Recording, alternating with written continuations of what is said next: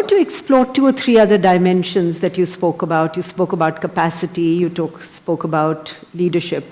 So talk to us a little bit about what you see as, who are leaders and what is leadership? Is there a difference? Is it… I know there's a lot of talk about leadership and wanting to become leaders. I don't think anybody should try to become a leader. It's quite obscene that I want to become a leader, that means all of you should be what? I don't know. I don't know what you would like to call yourself. It's not about you wanting to become a leader or someone wanting to become a leader. Because of a certain thing that you have done within yourself, or a certain level of observation, or a certain intelligence, or a certain experience, you are able to see something that most people are not able to see. The moment you're able to see something, then people will naturally look up to you as a leader because you're seeing something that they cannot see. And if you become a leader, there are many ways to become a leader. You can get elected, you can get selected, you can work it, you can pull other people down and become a leader, or simply people will rise you as a leader because they see that either you're able to see something or you're able to do something which they themselves cannot do. I feel this is the way leadership should happen, if you want to call it that someone is able to see something and do something that others cannot do, so everybody wishes he must take charge of the situation because naturally he will be able to do something that the others will not be able to do. So what is the quality of leadership? Leadership means once you sit on a perch, you better see clearer than others, otherwise you'll make a ridiculous fool of yourself. There's a whole, in the nation certain things have been happening. Right. Somebody sits on a perch and he doesn't see any better than you, he looks like a fool immediately. So, it is not about you wanting to sit on the perch, you wanting to see something must get you to the perch. Not because you want to be above everybody else, you get to the perch.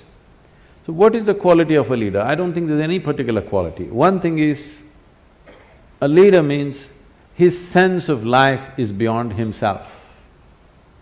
It's not about… his sense of identity is beyond himself. Somebody becomes a leader because he's willing to think and feel and act for more people than himself. If you act for yourself, you're called self-centered. If you just act for the sake of two or three people you gather in the form of family, you are named as Dhritarashtra. There are modern names for that. If you identify yourself with the entire nation or the world, you'll be looked at in a different way. Essentially, your leadership will come from the right context depending upon what you're identified with. Because everybody needs an identity. What sort of identity have you taken will determine the context and the quality of your leadership. In that context, isn't leadership something that, each of us can individually manifest? If I were to describe one dimension of leadership as saying it is about taking ownership to create a better outcome, in that context, we can convert leadership from a noun to a verb. I don't know that much grammar, okay. But you can try.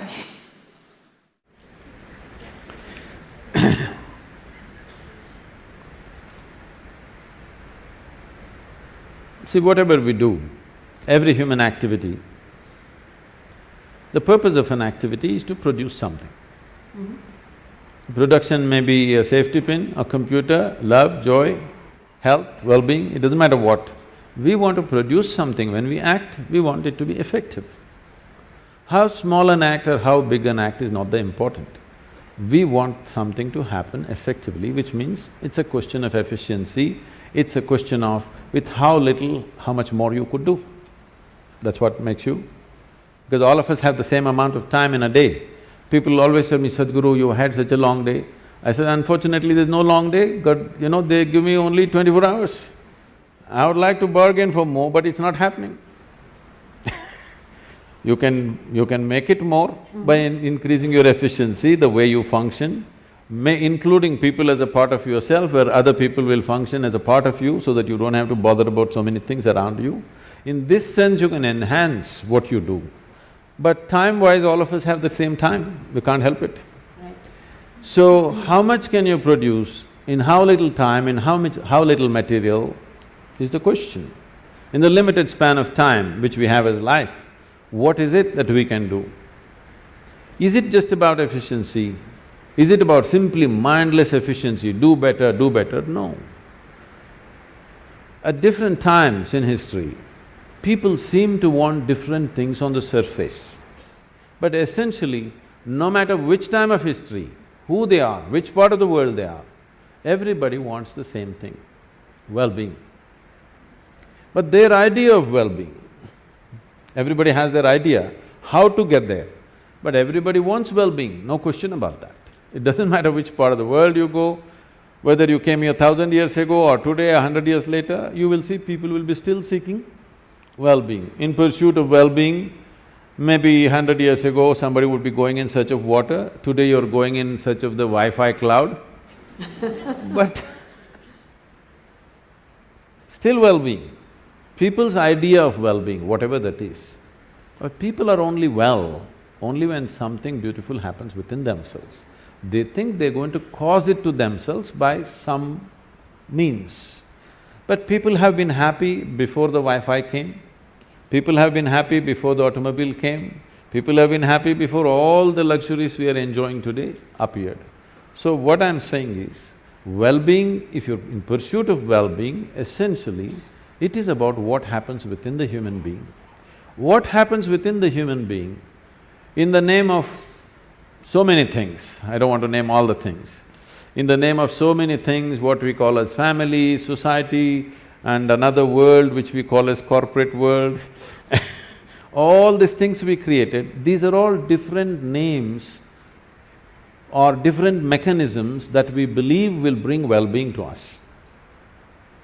Somebody built a family, somebody built a corporation, both in pursuit of well-being, isn't it? I must tell you this. The first time I was at Davos so many years ago, they were almost resentful. Why… what is a mystic doing an economic summit? A particular CEO who was in charge of a top computer manufacturing company, 3 months later they got sold out to the Chinese. We can guess who they were. So he was very resentful. What are you doing here? Then I told him, see, what's your business? He said, I do computers. So see, whether you manufacture a computer or a safety pin or in between anything, fundamentally this is about human well-being. The basic business is human well-being. You may do it through your computer, somebody will produce safety pin, somebody will produce a cloth, somebody will produce something else. It doesn't matter what you're doing, the fundamental business is human well-being, and that's my business too. And that's why I'm here.